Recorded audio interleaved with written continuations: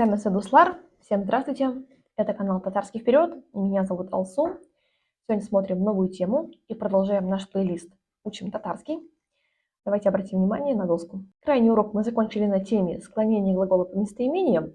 Например, здесь у меня указано, что ем я, ешь ты, ест он, едим мы, едите вы и едят они. В таком случае давайте проведем небольшую практику и просклоняем еще одно слово. Мин эшлим означает «я работаю». Вспоминаем, что первым делом всегда выводим форму, что работает он. Переписываем слово, но без буквы «м» в конце. Ул эшли. И теперь это неизменная частичка. Добавляя к нему окончание, выводим остальные варианты. Син эшли сен. Далее мы работаем без эшли без. Вы работаете сес эшли сес.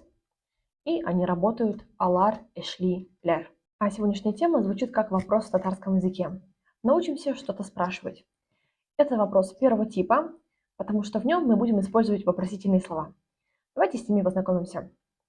Кем это кто, нерсе что, кайда где, нинди какой, кайсе который, нищик это как, это популярный вопрос, халер нищик как дела, нища это сколько и нишлеп почему. И данная тема непосредственно связана с тем, что мы рассмотрели только что, а именно со склонением глаголов, и мы уже можем задавать некоторые вопросы. Давайте спросим, что ты ешь? Для этого находим строчку «ты ешь» и в серединку добавляем наше вопросительное слово «что». Это будет «нерсе». И у нас получился хороший вопрос. Син нерсе ошисен? Син нерсе ошисен. Что ты ешь? Давайте вернем в исходное состояние. Давайте спросим такой вопрос. Мы где кушаем? Для этого находим строку «мы кушаем». Ранее посклоняли мы это слово. И в середину ставим слово «где», «кайда». И получаем такой вопрос. Без «кайда ашибас». Где мы кушаем? На доске только что я посклоняла слово «я работаю», «ты работаешь» и так далее. Соответственно, применив данные вопросительные слова, мы можем задать вопрос «где ты работаешь?» Син, кайда, шлицен. Син, кайда, шлицен. Также обращение на «вы», где вы работаете. Таким же образом находим строку «вы работаете» и добавляем в середину вопросительное слово «где». Сес кайда шлицес. Сес кайда шлицес. Таким образом, зная данные вопросительные слова, мы можем задавать самые разные вопросы. И, конечно, разумеется, необходимо знать тему склонения и подбирать правильное окончание. Давайте попрактикуемся. Давайте переведем некоторые предложения. Ты что любишь?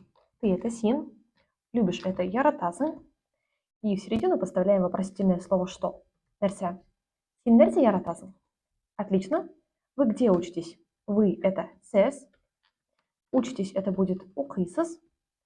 И где вопросительное слово в середине кайда. Сіз кайда укисыз? Где вы учитесь? Он где спит? Он это ул. Спит это будет слово йоклый. И где это кайда? Ул кайда йоклый. Ул кайда йоклый. Дедушка как готовит? Дедушка подразумевает собой местоимение он, поэтому, соответственно, в конце будет именно пешере. Не пешересен, не пешерем, а просто пешере, потому что это третье лицо. Бабай. Ничек пешере. Бабай, ничек пешере. Ты сколько книг читаешь? Ты это син. Сколько книг это нища китап. И вот читаешь укисы. Да, так же, как и слово учишься. Читаешь и учишься, это одно слово. На экране мы сейчас что пьем? Без. Сейчас будет хазер. Что? Нерсе. Пьем. Ищабис. Без хазер нерсе ищабис. Предлагаю всем ответить на данные вопросы. Сез нерсе яратасыз. Что вы любите? Сез нерсе пешересыз. Что вы готовите? Сез кайда укизыз. Где вы учитесь? Ваши ответы вы можете написать в комментариях. Еще раз напоминаю, что я преподаю парные, индивидуальные и групповые уроки. Собираемся нашей группой, обсуждаем темы, разговариваем по-татарски, а также доступен курс «Татарский язык с нуля». Он представляет собой более расширенную версию того, что мы сейчас проходим на канале. Все контакты на экране.